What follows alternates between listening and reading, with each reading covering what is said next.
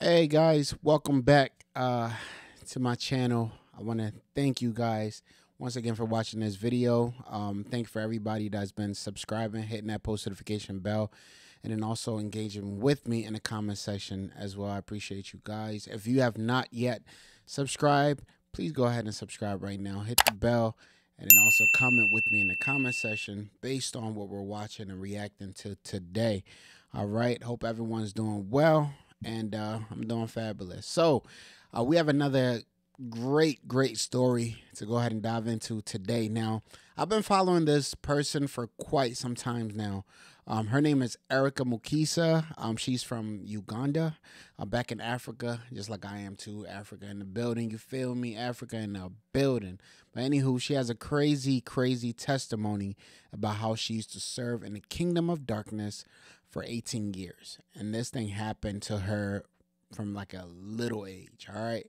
So yeah, of course I know her story, but I've never, actually got the chance to share the story, with other people, like I am now. But we're gonna go ahead and dive into her testimony. She's gonna let us know exactly, what she has been dealing with for that time, and the plans and the agenda of the enemy. All right. So let's not talk any further. Let's go ahead and hop into the video right now. And brace yourself, because you actually wanna watch the video all the way to the end, because there's some things that she says that's gonna help your spiritual life. All right, so watch the video all the way to the end and vibe out with us. All right, let's get it. I started now getting those out of body experiences, especially at night. I found myself in front of Satan. Whoa. I was seeing demons now for the first time in real life. How would you know these are demons if you saw them? By the way they look, because they were just pale, like I would describe maybe this color. Yes, they're in ranks. Now the demons are like the servants, the slaves. Now when they see a human being, it's like they all want to come and touch and see you and me. By then I'm scared, I'm screaming for my life.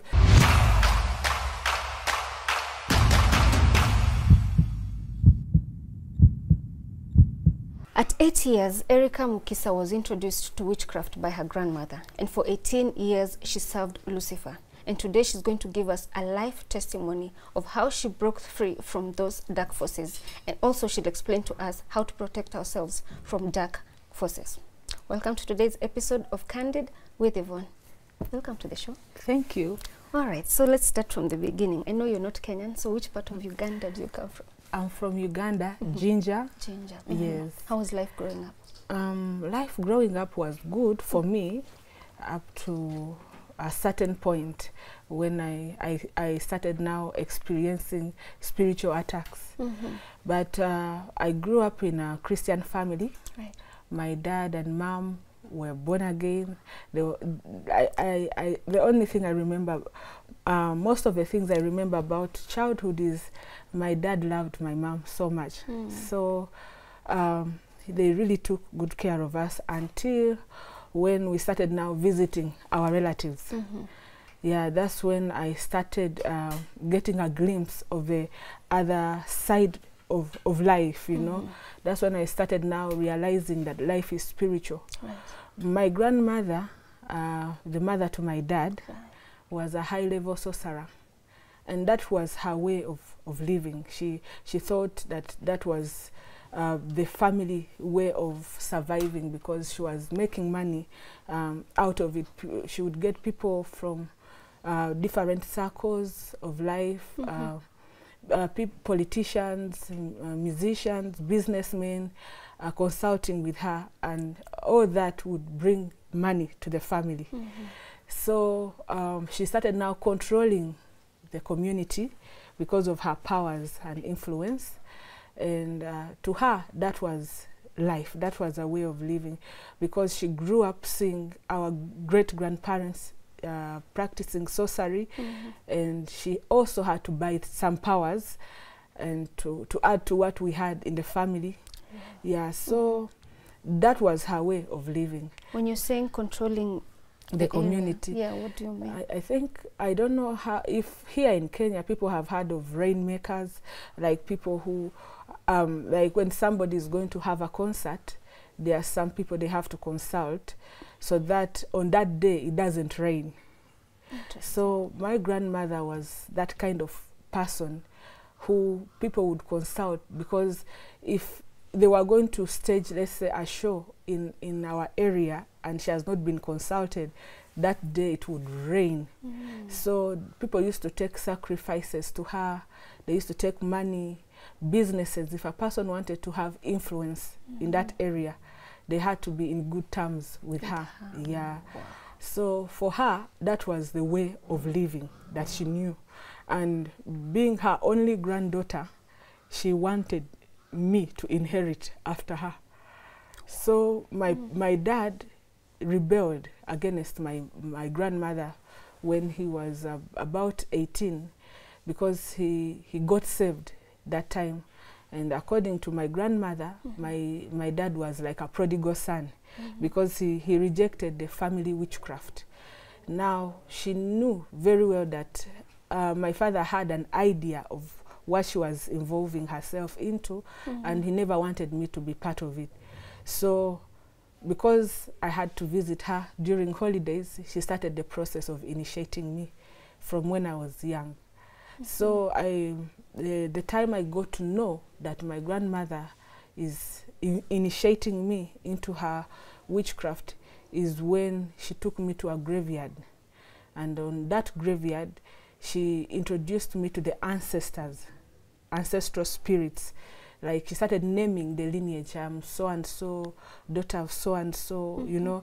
So I brought my granddaughter so that when I die, you work with her, just like you've worked with me. How old were you at this time? That time I was 8.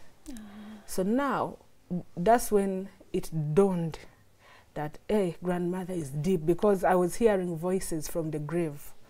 And it was at a point where I could not do anything. I was now helpless, because she had already been initiating me.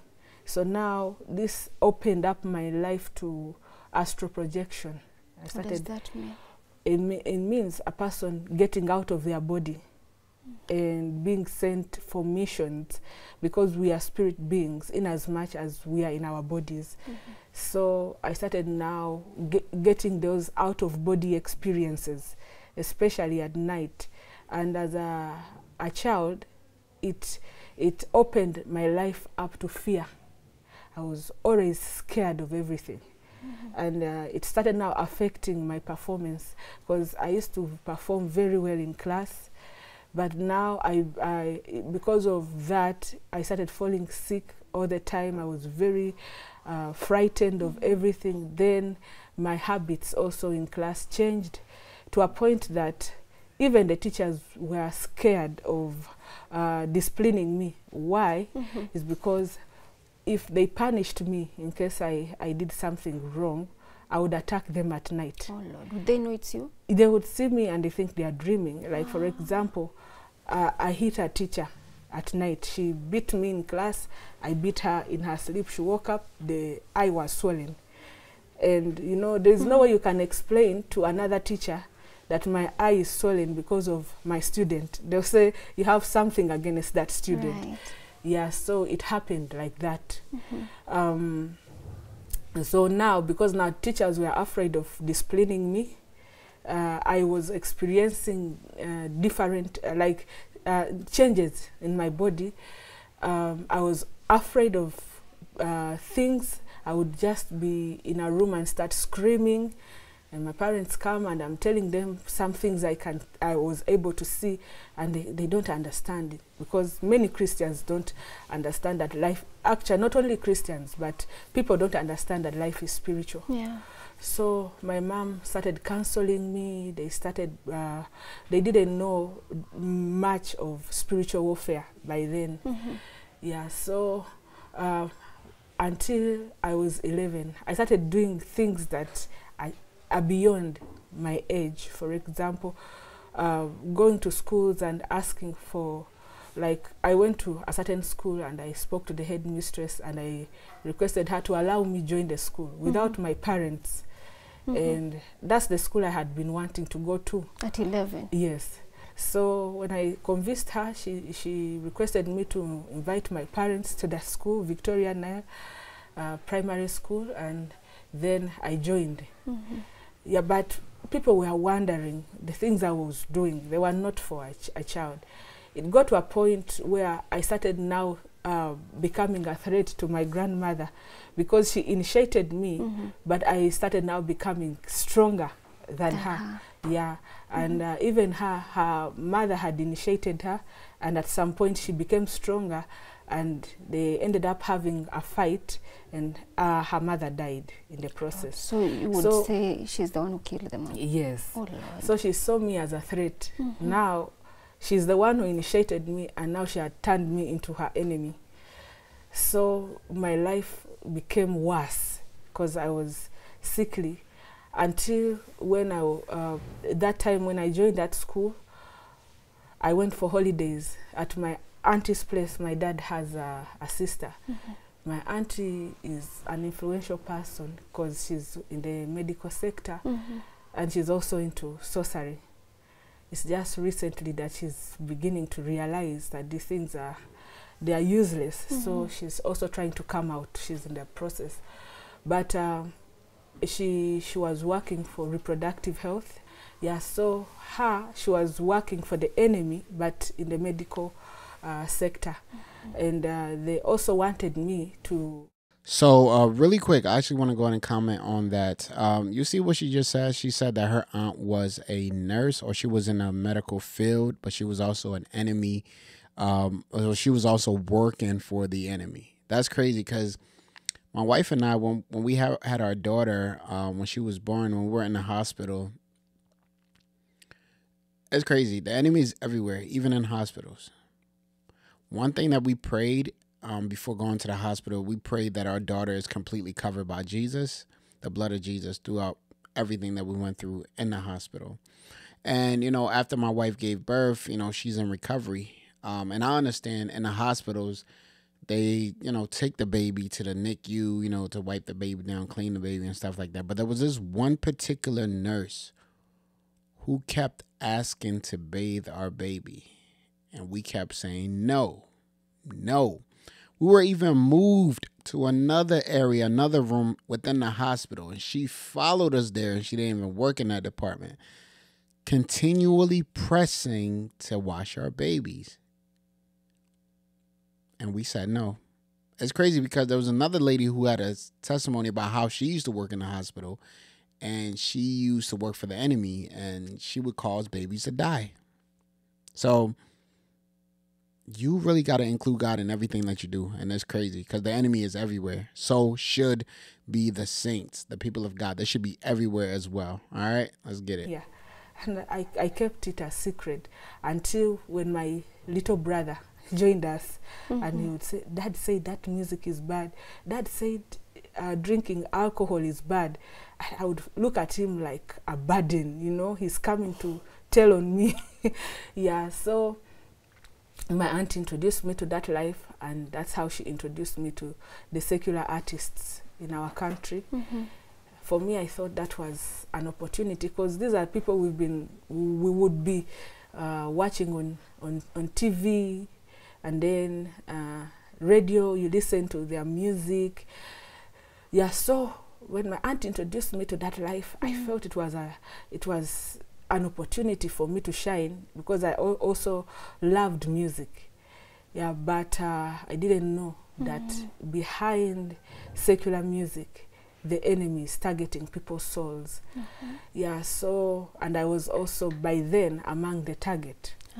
Yeah, so when you were introduced to this secular artist, did you meet him? What did you do? The first time I met with his brother, and then there are some other friends of theirs. But me, because I loved this musician, I loved his music. By then he was trending. Yeah, I longed to one day see him. Until when we left my auntie's place, we went back home. I learned that he had a concert and the venue was just next to our home. Actually, we documented the places. We were showing people the distance. Yeah, so before they would stage any concert, they would move around advertising, and that would attract people to run towards their convoy to the venue. And I was among the people that were attracted to run with my little brother. It was against my parents' will, because they would always tell us not to follow strangers. But because people were running after the convoy, we were also tempted too. But we got to a place called St. Jude, and at that place, at that particular spot is where I met that musician and his brother with their group. They had like 3 vehicles parked, and people were fighting to see him, because after he sang, he sat in his vehicle, and people were just, the crowd was, you know, gathering. Yeah. And I managed to pull through the crowd. I wanted to see the musician and go back home, because I knew there was no way my parents are going to allow me to go to the concert. And what made it easier for me is I knew the brother we had met through my auntie. So in the process of excitement, I felt, you know, like I used to astral project. I would get out of my body and come back into my body. This time, the experience was different. I just felt myself getting out of me, but I did not know how to explain, because I was feeling like now I'm getting into a trap. Yes, and I was holding my brother's hand, like, so, you know, like when you're scared. Yeah. And then to make matters worse, we were pushed, you know, as the crowd is struggling. And I go to the car. Getting to the car, instead of seeing this musician that I had gone to see, I was seeing myself inside the car with the musician. And then I'm standing out here, I'm looking at myself and my brother, and I'm wondering what's happening to me. Yeah, so as I was still in that situation of wondering, this musician gets out through the open roof, and he tells me to enter the car with my brother. Really quick. Yeah, really quick, I just wanna I want y'all to pay attention to what she's about to say. All right, she's about to go to another level of exactly what happened, you know, after that. Her story is deep, but pay attention to what she says, and it might shake you. It might shake your core to see how evil, you know, how some people are dealing with like deep spiritual stuff, and that we are not even aware of. But just pay attention to exactly what she says. And my brother is holding my hand. He's like, no, don't. You don't have to enter this man's car. We don't know him. Daddy said don't enter a stranger's car. But because now my life is in bondage, everything they tell me to do, I do. Yeah. So from there we were struggling. We had a caretaker, someone who was taking care of us. She came, but even if she came for my body, my soul had already been caged. To a point that when we went home, physically, I fainted, but my soul was understanding everything, because we even passed by home. We went to Lake Victoria with this musician. Now, him physically, the first initiation was with my soul. Then later, I started now working with them, knowing what we were doing, because what the enemy targets in a person is the soul, because the soul, it has the mind, the emotions, the will, the intellect is in this. Everything we do comes from within us. Yeah, so now that's how we went to Lake Victoria. We went through the golf course. I've tried to document some of these things. Yeah, so we went through the golf course, and we went to a certain island on that River Nile. Yeah, and around that place is they show where John Speak stood and discovered.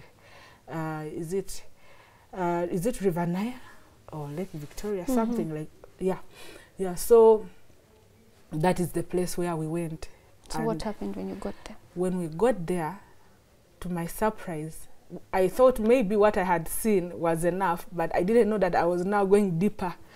You know, when we read the Bible, we read about Satan, we read about God, people just take things lightly. Yeah, sometimes when you're reading the fall of man, you're reading about a snake talking to a woman and things like that. You're like, maybe these are just stories. Yeah, that happened. Yes, yeah, maybe they just want to entertain us. Sometimes, you know, like in Sunday school, those drawings, I never took those things seriously until now when we go to that place. Yeah. And I saw this musician performing rituals on that river Nile, and then he started enchanting, and I saw the waters giving way, and in the process of the water giving way, something came from under the water. Later, I realized it was fish. The size of that fish, I could say, it swallows like about 15 people. Whoa. That's the size, yeah. But that water, even when I went to document, I think I'll show you some of the footage. But when I went to document, you would see that in that particular place, the water flows differently. It's like there is a hole right there. It's like there is a door. That no one can explain what happened. Even the tour guides, when they are explaining, they say, we don't understand what happened here because the way it flows around this place is different. Yeah, so now this musician entered with me, and I found myself in a new world. Like I found myself in front of Satan. Whoa. I found now myself in a world. It's a world, a different world altogether, but full of like different activities. Everyone is busy.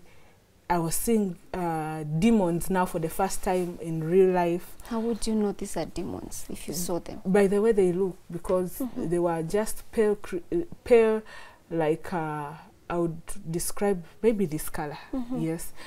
And then like they are so primitive.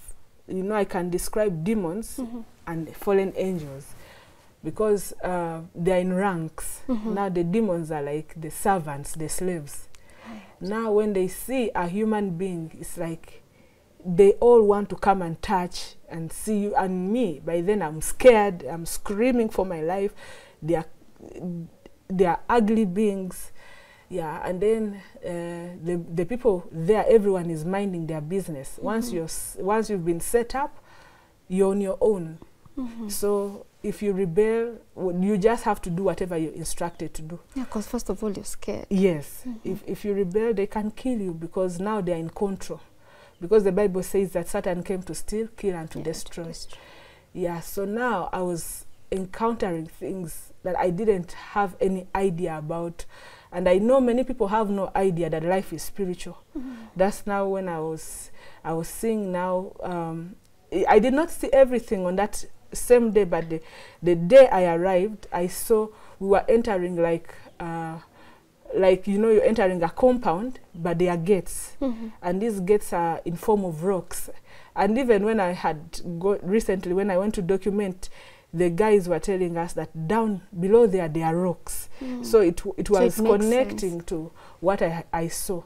So the 7 gates, but in form of rocks, opening, and then now I find myself in a place that is like a hole, and in front of me I'm seeing a being that hates any form of human being. Like, just because you are a human being created in God's image is enough for Satan to hate you. You don't have to do anything. This is Satan, though? You just know, because life is spiritual. You just know him just by looking at him. The hatred, the amount of hatred in the eyes, the amount of fear that you have at that point. And then to make matters worse, I was seeing him drinking blood and eating human flesh. So that's when I knew that, you see, these fallen angels, God is no longer providing food for them. So they are farming human beings. That's why you see accidents. There's so much happening. and demand for blood in their kingdom. Did Lucifer talk to you that time you went there? The first way of welcoming me was a huge laughter, like someone mocking you, you know? Yes. And there I knew that there was nothing I could do because I was crying, Mommy, Daddy, and he was telling me that not even your government can set you free because I control the governments. I control the banks, I control the world. So where are you going to report me? So you think by calling your mother can come and do anything here? And I didn't know that in Zechariah 9:11, God had paved a way for me through the blood of Jesus. I had no idea that through prayer I could get delivered. That's Yo, I'm going to go ahead and stop it right there because it is a pretty long video. But if you want to go ahead and watch the full thing, the link is in the description section. You can go ahead and check that out. But do you see that? Like, you hear exactly what she said. She said she was standing before Satan himself, and he was eating human flesh and drinking blood. Now, this might sound to some people, they might be like, wait, what? What is she talking about? But remember, she did say that life is spiritual. Outside of your body, your soul outside of your body, the spiritual realm is more real than this realm. I've watched a lot of people's testimony, and they always say the same thing. They say that you in the spirit, you communicate with thought, and your senses are heightened. Like, and you have like so much awareness of exactly what's going on around you. So her story is very crazy. I remember the first time I watched it, man, I think I had a nightmare. I just kept thinking about this stuff. But it also brings light, you know, to the darkness of the enemy, and you get to see exactly who he is and that he is completely powerless. Once you know who your identity is in, and then that is in Jesus Christ. So yeah, if you guys want to go ahead and continue the video, the link is in the description section. Please make sure you watch it and extract something from it and let it edify your spiritual life and your relationship with Jesus Christ, because things like this, God allows people to see so that people can warn other people of exactly what's going on right now, because people are dropping like flies every day, and you never know when your day will be for you to go. And where do you want to spend eternity? I'm pretty sure you want to spend it with the Father for all eternity. All right. Thank you guys so much for watching. Make sure you like, subscribe, hit the post notification bell. And before you go, I'm going to go ahead and tell you this. Establish a firm relationship with Jesus Christ yourself. Seek ye first the kingdom and his righteousness, and everything you need he will supply. All right. Don't just look at people's testimony or look at certain people and base your relationship on that, just on people, because salvation is indeed personal. Thank you guys. You have a great day, and we'll see y'all in the next one.